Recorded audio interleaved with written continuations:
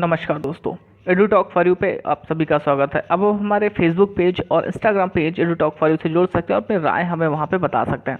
आज हम बात करें एजुकेशन पॉलिसी की, जो कि 2020 28 जुलाई को लागू की गई। देखिए, ये वीडियो दो पार्ट में होने वाला। जो पहला पार्ट है वो हायर एजुकेशन को डिवोट करता है। जो हायर एजुकेशन के रिफॉर्म्स हुए हैं, जो इसमें आगे चल के सुधार किए जाने हैं और जो जो संभावनाएं हैं इसमें आगे करने की, उन सबको इस वीडियो में सम्मिलित किया गया है।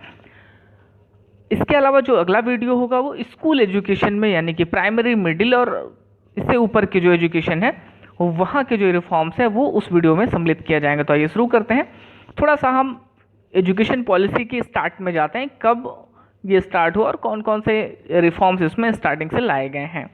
तो यूनिवर्सिटी एजुकेशन कमीशन 1948-49, ये जितने आंकड़े हैं वो आप नोट भी कर लीजिए, क्योंकि ये आपसे जो है डायरेक्ट एग्जाम में पूछे जाते हैं। इसके बाद जो सेकेंडरी एजुकेशन कमीशन लाया गया वो 1952-1953 में अपडेट किया गया। और फिर एजुकेशन कमीशन जो कि 1964-1666 डॉक्टर DS कोठारी साहब के द्वारा लाया गया। इसके अलावा नेशनल पॉलिसी ऑन एजुकेशन 1968, यही एजुकेशन पॉलिसी अपडेट की जा रही है बार बार। इसके बाद जो 42nd कॉन्स्टिट्यूशनल अमेंडमेंट था 1976, इसे अपडेट किया गया। इसके बाद जो नेशनल पॉलिसी ऑफ एजुकेशन है वो 1986, अभी है 2020 में जब इस वीडियो को बनाया जा रहा है 29 जुलाई को, अभी तक यानी कि 34 साल तक यही एजुकेशन पॉलिसी लागू की जा रही। कितने 3 डिकेड्स हो गए, लगभग 30 साल हो गए हैं। तो यहाँ पे क्या करने की ज़रूरत है कि अब रिफॉर्म्स लाए गए हैं इसी के चलते। तो 1986 मॉडिफाइड इन 1992, इसके बाद इसे जो है पार्शियली मॉडिफाइड किया गया 1992 में। TSR सुब्रमण्यम कमेटी 27 में 2016 में जो इन्होंने अपनी राय रखी, जो इनके ड्राफ्ट थे उसे सम्मिलित किया गया। इसके अलावा कस्तूरी रंगन साहब की कमेटी जो थी वो 31 मई 2019 को अपनी ड्राफ्ट सबमिट की। इन दोनों ड्राफ्ट को भी इस एजुकेशन पॉलिसी में सम्मिलित किया गया है। इनके विचार को, इनके डॉट्स को भी इस एजुकेशन पॉलिसी में सबमिट किया गया। तो आइए अगली स्लाइड की तरफ बढ़ते हैं। अब जो नेशनल एजुकेशन पॉलिसी है उसका जो कंसल्टेशन प्रोसेस था, यानी कि ये कैसे बना है, इसमें जो गवर्नमेंट ऑफ इंडिया है उसने क्या किया, 2.5 लाख से ज़्यादा ग्राम पंचायत के विचार लिए हैं, 6600 ब्लॉक्स। इसके अलावा इतने सारे 676 डिस्ट्रिक्ट्स के ओपिनियंस लिए हैं। इसके अलावा जो ड्राफ्ट थे नेशनल एजुकेशन पॉलिसी 2019 के, जैसे मैंने अभी इससे पहले डिस्कस किया था कि कस्तूरी रंगन साहब का, सुब्रमण्यम साहब का, उन सब के ड्राफ्ट को भी यहाँ पे, उन सब के ड्राफ्ट के जो थॉट्स हैं, उन सब के ड्राफ्ट के जो विचार हैं, उनको भी यहाँ पे इंक्लूड किया गया है। इसके अलावा एजुकेशनल डायलॉग, यानी कि जो शिक्षाविद हैं, शिक्षाविदों के बीच जो बातचीत हुई है वो अरुणाचल प्रदेश, केरला, तेलंगाना, पांडुचेरी, कर्नाटका और उड़ीसा, इन सब के MP और MLA से भी बात की गई है। इसके अलावा स्पेशल मीटिंग, इसमें ये क्लेम किया जाता है नेशनल एजुकेशन पॉलिसी में कि हमने जो रोज़मर्रा के लोग हैं, जो कॉमन पीपल हैं, उनसे भी बात की और उनके भी विचार जो है हमने सम्मिलित करने का पूरा प्रयास किया है नेशनल एजुकेशन पॉलिसी 2020 में। आगे बात करते हैं मेजर रिफॉर्म्स की, जो हायर एजुकेशन में आपको देखने को मिलेंगे। तो जो सबसे पहला मेजर रिफॉर्म आपको दिखेगा, जो बहुत बड़ा सुधार आपको दिखाई देगा उच्च शिक्षा में, वो ये है कि इनका जो टारगेट है वो 2035 तक, यानी कि 2035 तक 50% ग्रॉस एनरोलमेंट रेशियो बढ़ाना है, यानी कि 50% तक लोग जो है वो ज़्यादा से ज़्यादा हायर एजुकेशन की तरफ बढ़ेंगे। ये 2035 तक का टारगेट रखा है। इसके बाद जो सबसे बड़ा परिवर्तन, जो सबसे कह लीजिए मेजर चेंज है, मेजर जो सबसे बड़ा सुधार है उच्च शिक्षा में, वो है holistic and multi disciplinary education की बात करता है। मल्टी डिसिप्लिनरी एजुकेशन और मल्टीपल एंट्री और एग्जिट, ये क्या चीज़ है? देखिए, मल्टीपल एंट्री और एग्जिट का मतलब है यहाँ पे कि अभी तक क्या होता था कि मान लीजिए कि आप 3 साल का BA का कोर्स कर रहे हैं। अब 1 साल क्या हुआ कि आपने 1 साल कंप्लीट कर लिया और दूसरे साल में क्या हुआ कि आपको कोई प्रॉब्लम आ गई। वो कोई भी मेजर प्रॉब्लम हो सकती है, फैमिली इकोनॉमी डाउन हो सकती है, या फिर ऐसी फैमिली में कंडीशन हो गई कि आपको किसी वजह से जो है ड्रॉप करना पड़ी अपनी एजुकेशन को। तो अब जब अपनी एजुकेशन को आप ड्रॉप कर रहे हैं और इसके बाद जब आप दोबारा से आ रहे हैं, तो 1 साल जो आपने पढ़ाई की है उसमें जो आपको क्रेडिट्स मिले हैं, देखिए यहाँ पे क्रेडिट ट्रांसफ़र की बात की गई है। एकेडमिक बैंक्स, तो जैसे आप अभी बैंक में अपने पैसे जमा करते हैं, आपने 100 रुपीज़ जमा किए और अब बनारस में रहते थे, बनारस से आप लखनऊ शिफ्ट हो गए, तो वो आपका 100 रुपीज़ वहाँ पे सेफ है। वेन एवर आप जब जाएंगे वहाँ पे तो आप उसे एक्सेस कर सकते हैं। उसी तरीके से अब हायर एजुकेशन में क्या हुआ कि आपके 1 साल की क्रेडिट, जैसा मैंने कहा था कि आपने 1 साल तक पढ़ा, उसके बाद आपने उस पढ़ाई को छोड़ दिया किसी वजह से, तो वो क्या होगा, 1 साल की आपकी क्रेडिट डिपॉजिट रहेगी कि आपने 1 साल में कितना पढ़ा था, कितने कोर्स कंप्लीट किए थे, कितना सिलेबस आपने कंप्लीट किया, वो डिजी लॉगर के माध्यम से सब कुछ सेव रहेगा। अब जब आप अगेन यूनिवर्सिटी या कॉलेज ज्वाइन करेंगे तो आपको डायरेक्ट सेकेंड ईयर में प्रमोट किया जाएगा। इसका निर्धारण अभी कैसे करना है, कैसे नहीं करना है, इन सबका जो विशेष उल्लेख आएगा, जो स्पेशल ड्राफ्ट आएगा, वहाँ पे जो हम इसकी बात करेंगे। फिलहाल ये मल्टीपल एंट्री और एग्जिट का मतलब यहाँ पे समझाया गया है। इसके अलावा मल्टी डिसिप्लिनरी एजुकेशन का मतलब बताया गया है। इसका मतलब यहाँ पे इन्होंने बताया है कि अभी तक क्या होता था, मान लीजिए आप बीएससी कर रहे हैं, तो बीएससी में आपको फिजिक्स केमिस्ट्री मैथ पढ़नी होती है, फिजिक्स केमिस्ट्री बायो पढ़ते थे आप। तो अभी क्या था कि इन प्रोसेस को सम्मिलित किया जाता था, बट अभी मल्टी डिसिप्लिनरी में आप इसके साथ में क्या पढ़ सकते हैं, म्यूजिक भी पढ़ सकते हैं। इसके अलावा आप डांस की क्लास ले सकते हैं, आप कम्युनिकेशन की पढ़ाई कर सकते हैं। तो ये मल्टी डिसिप्लिनरी एजुकेशन के अप्रोच यहाँ पे समझाया गया है। आगे क्रेडिट ट्रांसफर और एकेडमिक बैंक ऑफ क्रेडिट्स का मतलब वही है कि अगर आप 1 साल के बाद पढ़ाई छोड़ देते हैं या किसी वजह से छोड़ना पड़ जाता है, तो आपको डायरेक्ट सेकेंड ईयर में प्रमोट किया जाएगा जब भी आप दोबारा स्टार्ट करेंगे। वो ड्यूरेशन कितना होगा, कितने साल के बाद आप आएंगे तो कंटिन्यू किया जाएगा, उसकी भी जो स्पेशल रिपोर्ट होगी वो कैसे कैसे है, वो सारी चीज़ें आपको डिटेल में बाद में बताई जाएगी। फिलहाल अभी इन चीज़ों पर फैसला लिया गया है। ठीक है, इसके अलावा बात करते हैं अगले स्लाइड की कि जो बड़े सुधार हैं उसमें है ग्रेडेड ऑटोनॉमी। इसका मतलब है कि अभी क्या होता था कि मान लीजिए कि किसी एक सिटी में, किसी एक डिस्ट्रिक्ट में एक यूनिवर्सिटी है। अब उस यूनिवर्सिटी से जुड़े कई सारे कॉलेज होते थे, कई 100 कॉलेज। तो अभी क्या होता था कि इन सारे कॉलेजेस के जो डिसीजंस होते थे, जो डिसीजन बॉडी होती थी, वो तो होती थी यूनिवर्सिटी। अभी इस कॉलेज में एग्ज़ाम चल रहा है, कभी इस कॉलेज में एग्ज़ाम है, कभी इस कॉलेज में कुछ है। अब इन सब का जो बर्डन होता था वो उस यूनिवर्सिटी की पढ़ाई को डिस्टर्ब करता था। अब हायर एजुकेशन की कमेटी ने इस फैसला लिया है कि अब वो ग्रेडेड ऑटोनॉमी देगी सभी कॉलेजेस को। अब ये अपने जो कॉलेज हैं वो अपने एकेडमिक फैसले खुद ले सकेंगे।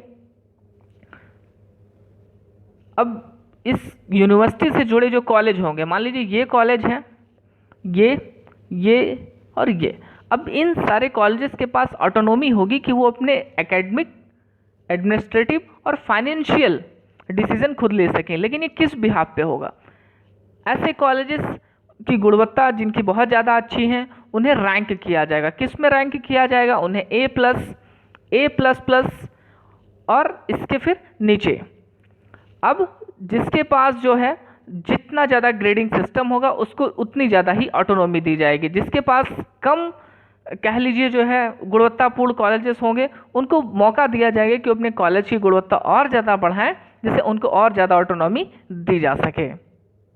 इसके अलावा नेशनल मिशन और मेंटरिंग, एक ऐसी मेंटरिंग व्यवस्था स्थापित की जाएगी जहां पे टीचर्स के लिए और स्टूडेंट के लिए मेंटरिंग की व्यवस्था की जा सके, उन्हें गाइड किया जा सके। Single regulator for higher education, अभी क्या होता था कि जो हायर एजुकेशन को है वो जैसे यूजीसी हो गई और कई सारे बोर्ड मिलके उसे जो है गाइड करते थे कि हायर एजुकेशन में क्या क्या चीज़ें होंगी, कौन कौन से डिसीजन होंगे। बट अभी क्या हो जाएगा कि एक ही बॉडी बनाई जाएगी जो कि हायर एजुकेशन को रेगुलेट करेगी।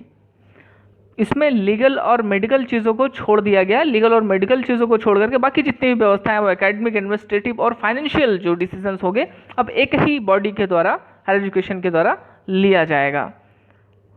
इसके अलावा one line self disclosure based transparent system for approvals in the place of inspection. पहले क्या होता था कि मान लीजिए किसी कॉलेज को लाइब्रेरी बढ़ानी है या लैब की व्यवस्था करनी है और बहुत सारी चीज़ें, उसके लिए फिर इंस्पेक्शंस कराया जाता था। तो अब उस तरीके का सिस्टम नहीं होगा, अब डायरेक्ट वो अप्रूवल ले सकेंगे। इसके लिए एक self disclosure based transparent system apply किया जाएगा। इसके अलावा कॉमन नॉर्म्स की बात की गई है। कॉमन नॉर्म्स का मतलब है यहाँ पे कि एक सामान्य मानक सबके लिए तय किए जाएंगे। अभी क्या होता था कि यूनिवर्सिटी के लिए, जो सेंट्रल यूनिवर्सिटी हैं यानी कि जो केंद्रीय विश्वविद्यालय हैं, उनके लिए अलग व्यवस्थाएं थी। स्टेट यूनिवर्सिटी के लिए यानी कि राज्य विश्वविद्यालय के लिए एक अलग मानक होते थे, डीम्ड यूनिवर्सिटी के लिए अलग मानक होते थे, और जो कह लीजिए जो कॉलेजेस हैं उनके लिए अलग मानक होते थे। बट अभी यहाँ पे एक कॉमन नॉर्म्स की बात की जाएगी, और वो कॉमन नॉर्म्स क्या होंगे कि वो एजुकेशन के स्टैंडर्ड होंगे, शिक्षा का जो स्तर होगा, शिक्षा का जो मानक स्तर होगा वो सबके लिए एक समान होगा। इसके बाद बात करें कि fee fixation with the board regulatory framework. Fee जो है वो भी एक रेगुलेटरी बॉडी के द्वारा किया जाएगा, इस पर भी बातचीत की गई है। इसके अलावा public investment in the education sector to reach 6% of GDP. अभी फिलहाल ये 4 पॉइंट समथिंग है, अभी इसे 6% जीडीपी की तरफ जो है बढ़ाया जाएगा। आगे हम बात करें तो इसमें जो सबसे बड़ा सुधार है एजुकेशन में, वो एक इसको भी सम्मिलित किया गया कि नेशनल रिसर्च फाउंडेशन NRF। इसमें क्या होगा कि जो साइंस के सब्जेक्ट हैं यानी कि फिजिक्स केमिस्ट्री, इसके अलावा सोशल साइंस, इन दोनों को इसमें सम्मिलित किया जाएगा। क्यों? क्योंकि हम चाहते हैं कि हमारे इंडिया के जो रिसर्च की क्वालिटी है वो बढ़े, जिससे जो है हम रिसर्च के मामले में काफ़ी ज़्यादा अच्छे हों। तो साइंस और सोशल साइंस इन दोनों को फंडिंग करेगा कौन? नेशनल रिसर्च फाउंडेशन NRF, और इसको बढ़ाने के लिए भी ये काम करेगा। आगे हम बात करें तो इंटरनेशनलाइजेशन ऑफ एजुकेशन, यानी कि जो शिक्षा है, जो एजुकेशन है, उसका हम क्या करेंगे? अंतर्राष्ट्रीयकरण करेंगे। यानी कि जो हमारी शिक्षा है, जो हमारी एजुकेशन है, जो रिफॉर्म्स हैं, जो अच्छी चीज़ें हैं, हम क्या करेंगे? उसे तो अपने ही एजुकेशन में लागू ही करेंगे। इसके अलावा जो विदेशों में नई नई टेक्नोलॉजी आ रही, जो रिफॉर्म्स हो रहे हैं एजुकेशन में, उसको भी हम क्या करेंगे? उनसे लेंगे। तो हम दोनों के साथ जो है वो अंतर्राष्ट्रीयकरण पर भी ध्यान देंगे। इसके अलावा integration of vocational teacher and professional education, इन सबको भी जो हम एक साथ लेके चलेंगे। और जो stand alone professional education institution with involvement to the multi disciplinary, इसका मतलब यहाँ पे बताया गया कि जो अलग अलग इंस्टीट्यूशन है वो कई बहुत ज़्यादा आगे निकल जाते हैं, कई बहुत ज़्यादा पीछे रह जाते हैं। तो एक ऐसी व्यवस्था की जाएगी जिससे क्या हो कि सब, अगर कोई पीछे जा रहा है, कोई कॉलेज पीछे निकल रहा है, तो उसमें सुधार की भी आगे बात की जाएगी और उन्हें साथ लेकर चला जाएगा। मल्टी डिसिप्लिनरी का मतलब एज स्टार्टिंग में बता दिया गया था कि अभी जो एजुकेशन है उसमें अगर आप मान लीजिए कि योगा से MA कर रहे हैं तो अभी एक ही सब्जेक्ट को आपको पढ़ना पड़ता है, बट जब मल्टी डिसिप्लिनरी अप्रोच हम अप्लाई करेंगे तो वहाँ पे आप योगा के साथ में कम्युनिकेशन, जर्नलिज्म, वोकेशनल या जो भी आपके इंटरेस्ट के विषय उसको लेकर के आप साथ में चल सकते हैं। अब आगे बात करते हैं। हाँ, इसमें एक इम्पॉर्टेंट अपडेट ये भी है कि MHRD जो अभी ministry of human resource development था, उसे एक अलग नाम दिया गया है मिनिस्ट्री ऑफ एजुकेशन। तो इस चीज़ को भी आप याद रखिएगा यहाँ पे कि जो अभी MHRD थी वो मिनिस्ट्री ऑफ एजुकेशन के नाम से आगे जानी जाएगी। अब इंडियन नॉलेज सिस्टम, लैंग्वेज और कल्चर एंड वैल्यूज़, ये बहुत ही इंपॉर्टेंट स्टेप कह लीजिए यहाँ पे रखा गया है। क्यों? क्योंकि अभी तक क्या होता था कि हम आप कह लीजिए कि जो मॉडर्न भाग दौड़ है या जो वेस्टर्न सिस्टम है उसको अपनाने में हम इतना तेज आगे बढ़ते जा रहे हैं कि जो हमारी खुद की वैदिक सभ्यता थी, जो हमारे खुद के वैल्यूज़ थे, जो हमारी खुद की संस्कृति थी, जो वैदिक ग्रंथ थे, उसके बारे में हम काफ़ी ज़्यादा भूलते जा रहे हैं। तो इसके लिए यहाँ पे हायर एजुकेशन ने लिटरेचर पे फोकस किया है, साइंटिफिक वोकेबलरी ऑफ इंडिजिन लैंग्वेजेस, यानी कि जो भाषा पे जो शोध हो रहे हैं उसको बढ़ाने की भी बात की गई है। लैंग्वेज फैकल्टी जितनी है उसको भी बढ़ाने की बात यहाँ पे कही गई है। भाषा पे जो रिसर्च है उनकी भी संख्या बढ़ाई जाएगी under the Indian knowledge system, language, culture and values. अब इसके अलावा जो क्लासिकल लैंग्वेज एंड लिटरेचर है, क्लासिकल लैंग्वेज लिटरेचर जो कथक है, मराठी है, मलयालम है, उड़िया है, इन सब में भी जो है रिफॉर्म्स लेके आए जाएंगे, इन पर भी बहुत ज़्यादा काम किया जाएगा। Indian Institute of Translation and Interpretation, इसमें भी सुधार की बात की गई है। और cultural awareness of our Indian knowledge system, तो जो हमारा इंडियन नॉलेज सिस्टम है उसमें कल्चरल अवेयरनेस यानी कि जो सांस्कृतिक जागरूकता है उसको भी बढ़ाने की यहाँ पे बात की गई है। इसके अलावा प्रमोटिंग ट्रेडिशनल आर्ट्स एंड लोक विद्या, जो हमारी लोक विद्या है, जो हमारी एक राज्य की जो स्टेटस होती है, एक जो हमारी संस्कृति की विभिन्न अंग है, अभिन्न अंग है, उसको भी हम क्या करेंगे यहाँ पे सजो के रखने का पूरा प्रयास करेंगे नई शिक्षा नीति के तहत। इसके अलावा यूज ऑफ टेक्नोलॉजी। अब टेक्नोलॉजी का जिस तरह से कह लीजिए स्कोप बढ़ता जा रहा है, जितने यूज़र्स बढ़ते जा रहे हैं, तो इसमें भी कैसे हायर एजुकेशन को और ज़्यादा अच्छा बढ़ाने के लिए और अच्छा करने के लिए टेक्नोलॉजी का जो यूज़ किया जाएगा उसकी भी बात यहाँ पे की गई है। एजुकेशन प्लानिंग के लिए भी टेक्नोलॉजी का काफ़ी ज़्यादा यूज़ किया जाएगा। इसके अलावा टीचिंग, लर्निंग एंड असेसमेंट के लिए जो मूल्यांकन बच्चों का किया जाता है उसमें हम कैसे और सुधार कर सकें with the help of technology, उसकी बात यहाँ पे की गई है। एडमिनिस्ट्रेशन और मैनेजमेंट को और ज़्यादा इम्प्रूव करने के लिए टेक्नोलॉजी का हेल्प। और इसके अलावा जो increasing access for disadvantages group, इसका मतलब कि एक ऐसा समूह जो कि अभी बहुत ज़्यादा टेक्नोलॉजी तक नहीं पहुंच पाया है, उन तक भी पहुंच बढ़ाने के लिए सुधार किए जाएं। दिव्यांग फ्रेंडली एजुकेशन सॉफ्टवेयर, ऐसे लोग हैं जो स्पेशल चाइल्ड हैं, सुन नहीं सकते हैं, बोल नहीं सकते हैं, देख नहीं सकते हैं, उनके लिए भी ऐसे सॉफ्टवेयर डेवलप किया जाए जिससे वो अपनी हायर एजुकेशन की तरफ और ज़्यादा आगे बढ़ सके। ई कंटेंट इन रीजनल लैंग्वेज। अभी क्या होता था कि जो हमारे ई कंटेंट होते थे वो बेसिकली या तो हिंदी में होते थे या फिर इंग्लिश में होते थे, तो बहुत ज़्यादा जो कम्युनिटी है जो कि हिंदी इंग्लिश के अलावा बहुत सारी भाषाएं जानती हैं बट हिंदी इंग्लिश में थोड़ा सा वो वीक है। तो अब क्या होगा कि जो ई कंटेंट होगा वो उड़िया, मराठी, मलयालम, इन सारे लैंग्वेजेस में भी लाने की बात कही गई है। वर्चुअल लैब्स बनाने की बात की गई है। वर्चुअल लैब्स के माध्यम से कैसे हम हायर एजुकेशन को और ज़्यादा अच्छा कर सकते हैं।